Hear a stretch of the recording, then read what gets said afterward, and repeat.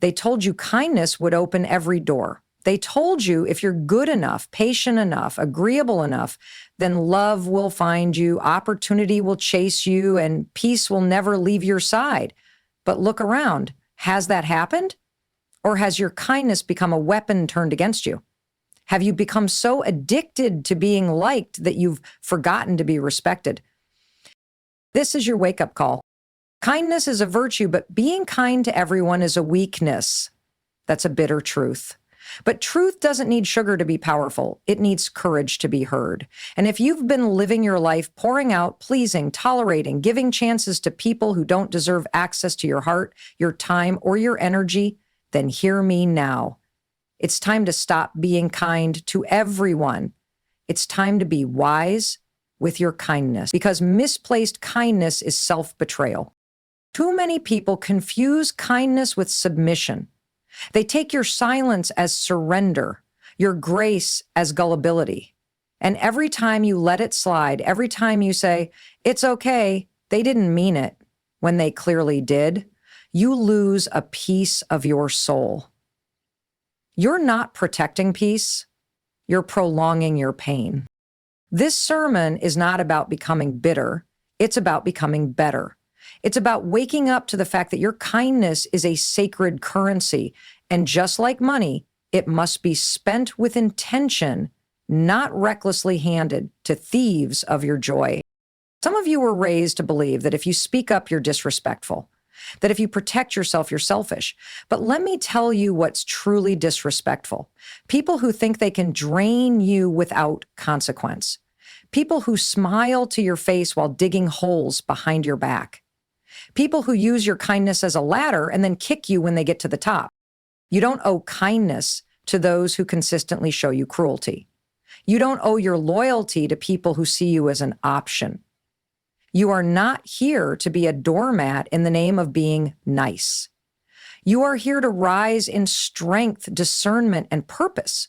You are here to shine your light, not hand it to those who only come to dim it.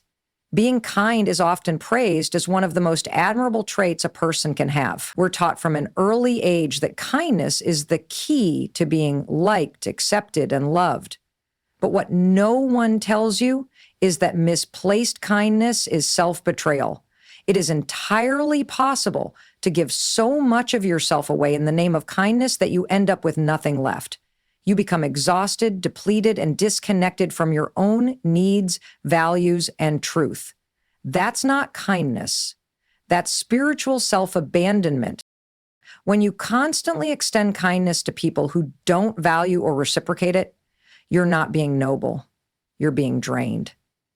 Every time you stay silent to keep the peace, every time you let disrespect slide because you don't want to offend, every time you give someone another chance, even though they've shown you who they really are, you're betraying yourself a little more.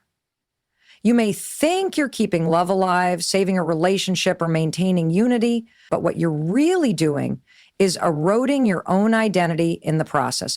Kindness that costs you your peace, your dignity, your truth, and your self-respect is not a virtue. It's a slow death of the soul. The problem isn't kindness itself. It's kindness without discernment, kindness without standards, kindness without boundaries. That kind of kindness is dangerous because it opens the door for users, manipulators, narcissists, and energy vampires to take advantage of your good heart. They see your generosity and assume you're weak. They interpret your grace as naivety. And every time you tolerate what should have been confronted, you reinforce the idea that mistreating you has no consequences. People begin to expect your kindness as if it's owed to them. You become their emotional dumping ground, their backup plan, their unpaid therapist, their free labor. And because you've made it a habit to prioritize their needs above your own, they don't even notice when you're suffering. They don't ask how you are. They don't check in. Why? Because your kindness trained them to believe that you don't have need. You've taught them that you're always available, always agreeable, always there, regardless of how they treat you. This kind of one-sided kindness isn't compassion, it's codependency.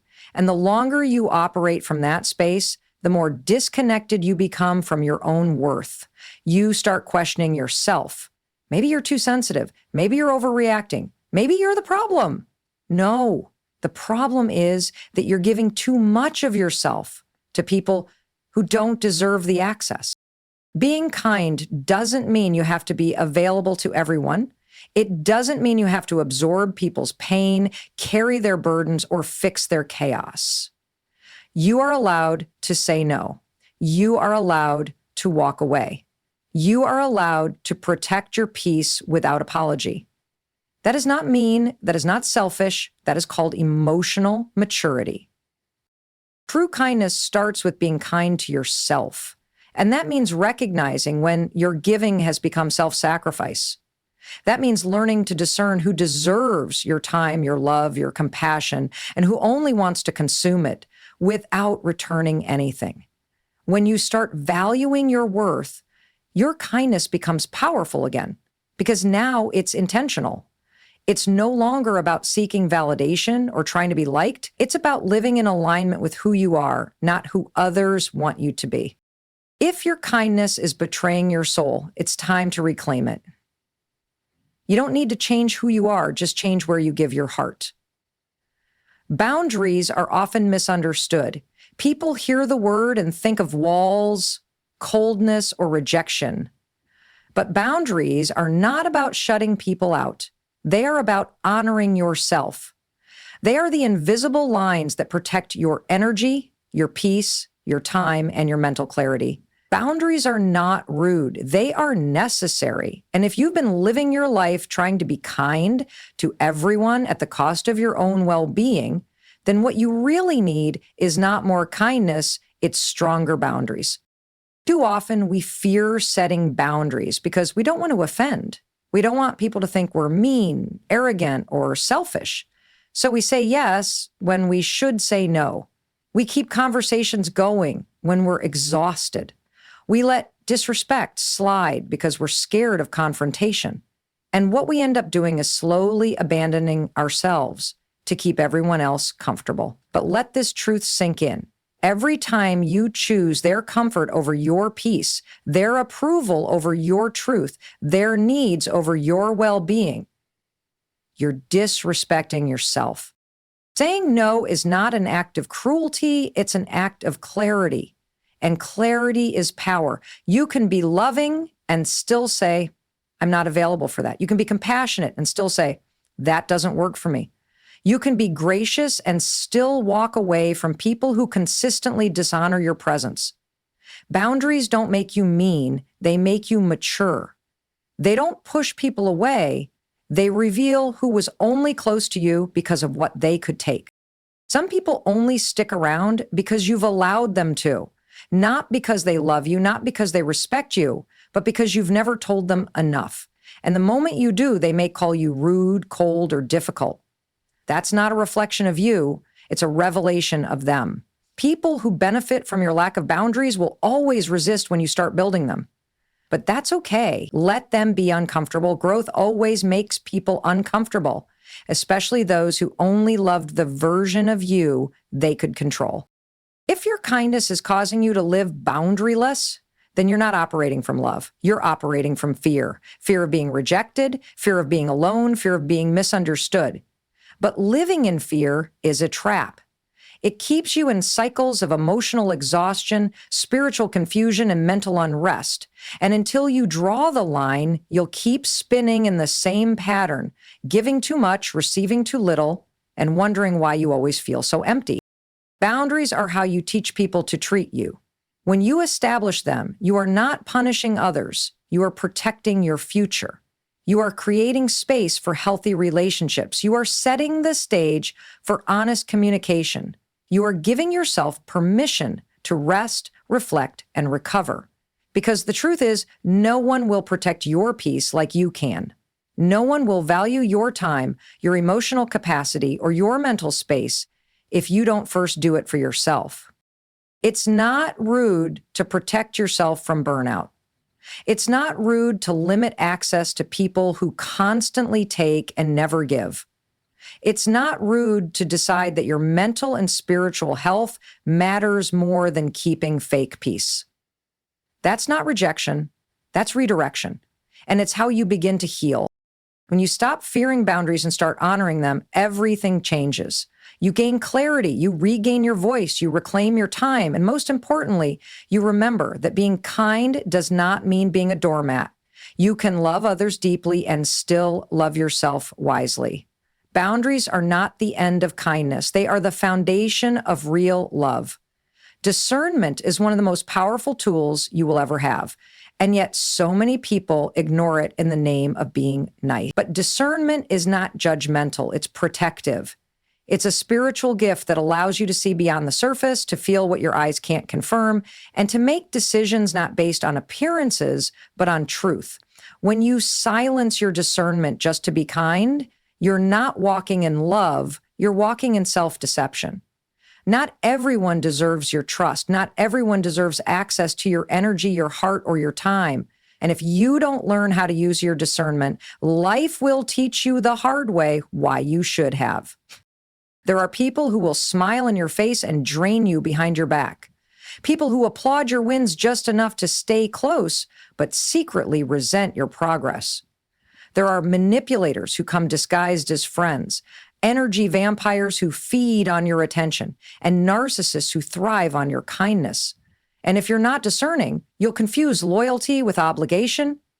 You'll think you owe people time just because they've been around. You'll tolerate dishonor because you mistake it for love. But discernment shows you who people really are, not just who they pretend to be when it's convenient. Ignoring your gut feeling in order to avoid conflict is one of the most dangerous habits you can form. That inner check, that small nudge in your spirit that says something's off, it's there to protect you. It's God's way of whispering, pay attention. But when you override that whisper with fake kindness, when you keep showing up for people you should be walking away from, you're not being loving. You're being spiritually blind. And blindness in relationships leads to devastation. Discernment gives you permission to stop over-explaining your boundaries. It gives you confidence to say, I don't need proof. I just know this isn't right. It allows you to pull back from people who constantly drain you without needing a dramatic excuse. It empowers you to preserve your peace and honor your intuition, even when others call you cold. Because the truth is, not everyone who wants you deserves you. Not every door should be opened. Not every invitation should be accepted. Not every voice should be listened to. Some people are only in your life to slow you down. They're distractions in disguise. And if you let your kindness speak louder than your discernment, you'll waste years entertaining people who were never meant to go where God is taking you. You'll invest in relationships that were only meant to last a season. You'll pour into people who were never meant to carry anything for you. But when you begin to listen to that still, small voice inside, you'll start seeing clearly. You'll stop chasing closure from people who never gave you clarity. You'll stop begging for love from places that only fed your insecurities. You'll stop giving your best to those who only offer you their worst.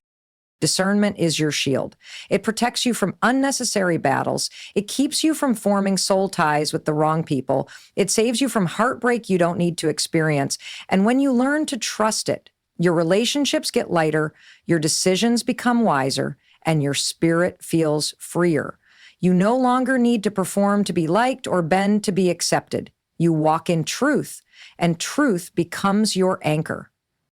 So stop overriding your discernment just to keep being kind. It's not noble to ignore what you know in your spirit just to avoid hurting someone's feelings.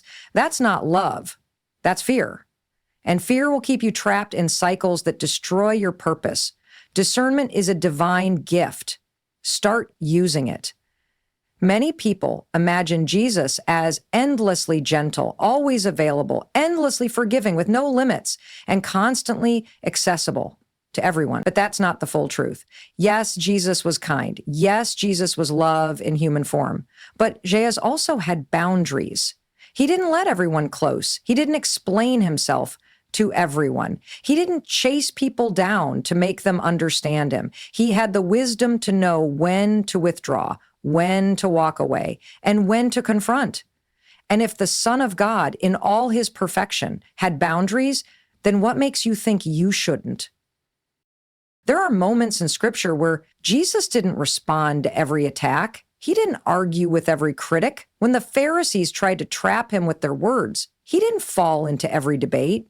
Sometimes he answered with a question. Sometimes he walked away. Sometimes he stayed silent. And other times he called things out directly and with boldness. That wasn't rudeness. That was holy discernment. He knew who he was. And because he wasn't insecure about his identity, he didn't need to prove himself to everyone. Jesus didn't allow people's expectations to control his actions. He wasn't driven by a need to please the crowd. He didn't allow guilt or pressure to shape his decisions. He listened to the Father. He moved with purpose. He spent time alone to recharge and pray. And when people tried to interrupt that sacred time, he didn't always accommodate them. He set boundaries, even if it disappointed others. That's not cruelty, that's divine order. You were not created to be more available than Christ. You were not made to please every person, solve every problem, and carry the weight of every relationship. You are not obligated to be everything to everyone. If Jesus himself chose solitude, chose silence, and chose separation when necessary, why are you so afraid to do the same? You think you're being loving, but sometimes your yes to everyone else is a no to God's will for your life. Sometimes your refusal to set boundaries is actually rebellion because you're obeying people over the Spirit. Even in his relationships, Jesus had levels of access. He had the 12 disciples, but within the 12, he had 3, Peter, James, and John, who saw things the others didn't. Then there was the multitude, the crowd, and the strangers. Not everyone was treated the same. Not everyone got the same proximity. That wasn't favoritism, it was structure. He didn't waste energy proving why he chose certain people. He moved with purpose and gave what he was led to give. In your life, you need to start modeling the example Jesus gave. You can be full of love and still limit access. You can serve with passion and still say no. You can care deeply and still protect your peace. Not everyone should get the same version of you. Not everyone should know your heart, your pain, your dreams. That kind of access is earned through trust, honor, and mutual respect. Walking like Jesus doesn't mean you let people use you. It doesn't mean tolerating toxic behavior just to keep the peace. It doesn't mean staying silent in the face of dishonor. Love speaks truth. Love corrects. Love sometimes walks away. And real, Christ-like love knows when enough is enough. Stop thinking that being a Christian means being available 24/7, agreeable in every situation, and silent in the face of abuse. That's not the gospel. That's guilt-based people-pleasing, and it's keeping you tired, confused, and off course.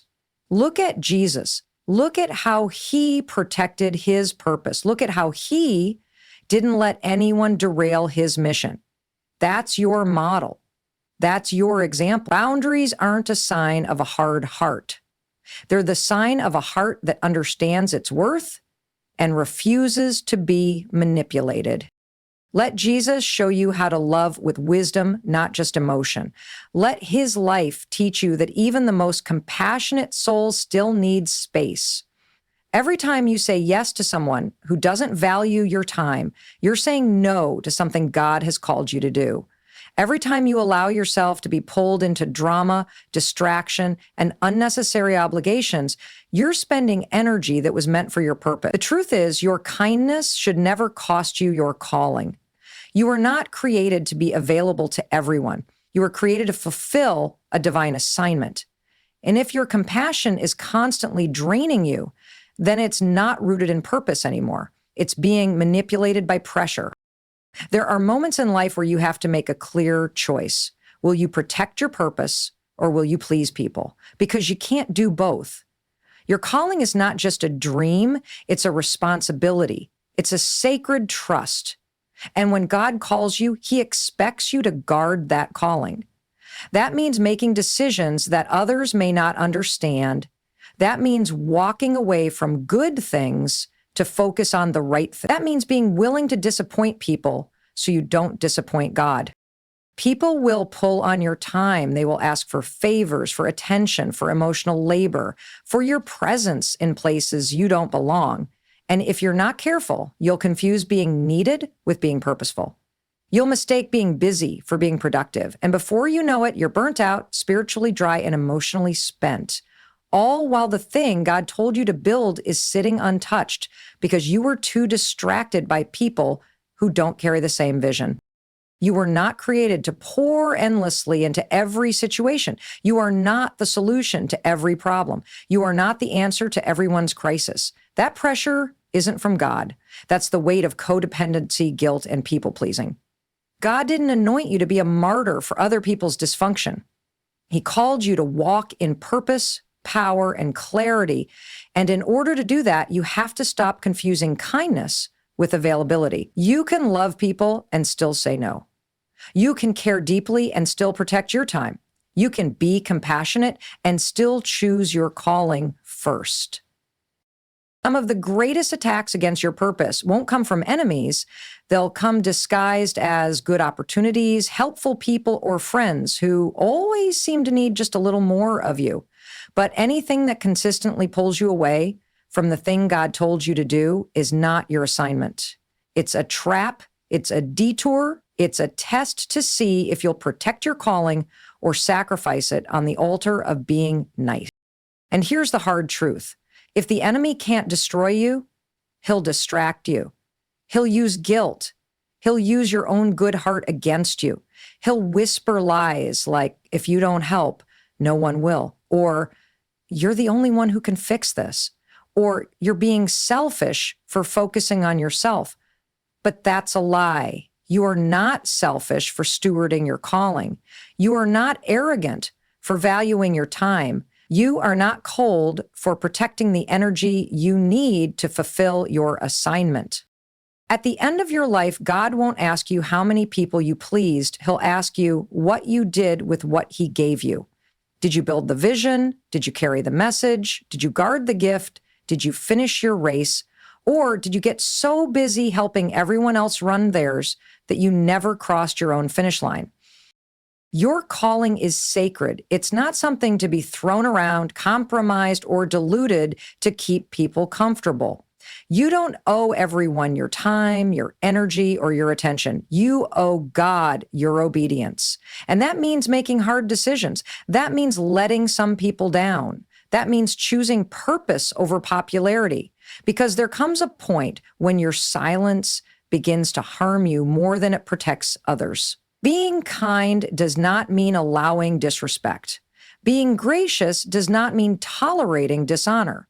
Too many people think being a good person means being a quiet person, a person who never speaks up, never corrects, never confronts, and always absorbs the wrongdoing of others just to keep peace.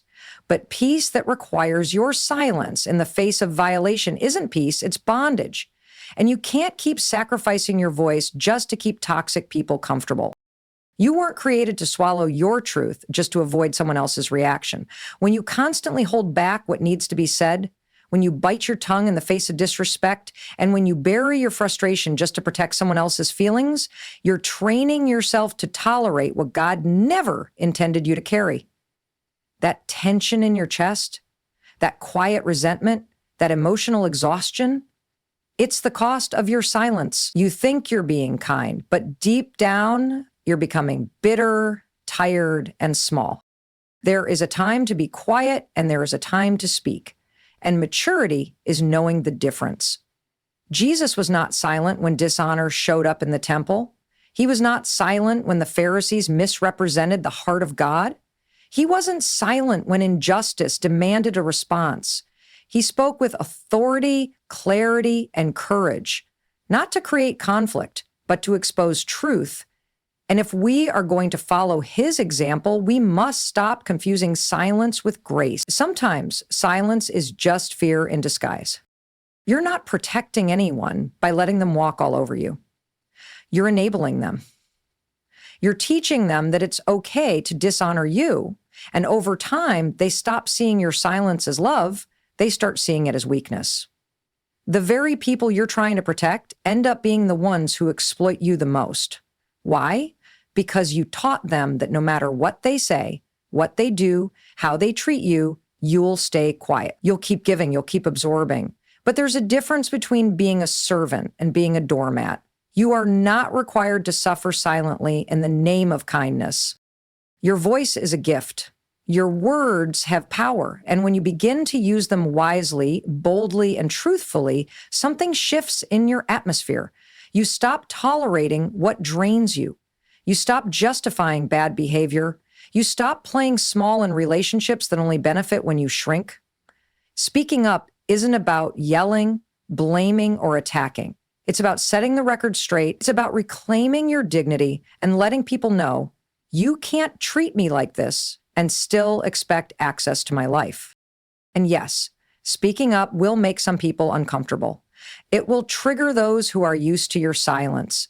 It will disturb those who only valued you when you were submissive to their dysfunction.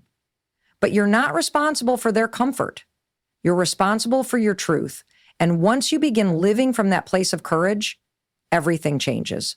You gain clarity. You set new standards. You walk in confidence. Don't let false humility keep you bound. Don't let fear of confrontation keep you from healing. Don't let politeness rob you of your power. There is strength in your voice. There's healing in your honesty. And there is peace, not the fake peace that comes from being quiet, but real peace that comes from living authentically. Speak when it's time to speak. Honor your truth. Set the tone for how you deserve to be treated. Because being kind should never mean being silent about what's hurting you. Your voice matters. Use it. At the end of the day, your kindness should not cost you your calling. Your destiny depends on it.